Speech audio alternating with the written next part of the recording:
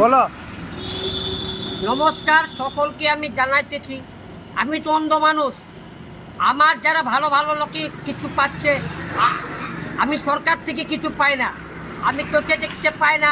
আমি কেমনভাবে আমি তাহলে আমার জীবনীটা পোহাই। আমি ভিডিও সাহেবকে প্রণাম জানাই, যত অফিসারকে প্রণাম জানাই। আমাকে আধার কার্ড, ভোটার ফটো, আমার কিছু আপনারা সাহায্য করুন। আমি সরকার থেকে কিছু পাই না। আমি এই যে সারাদিন ভিক্ষা মাগি, কোনোদিন পাই কোনোদিন না পাই, লাস্টে এমনি আমি থাকি। আজকে সকলকে জানাই, আরসা থানায় বাড়ি, আমার নাম হচ্ছে দেবগড়াজ। আরসা থানায় বাড়ি, আমার নাম হচ্ছে দেবগড়াজ।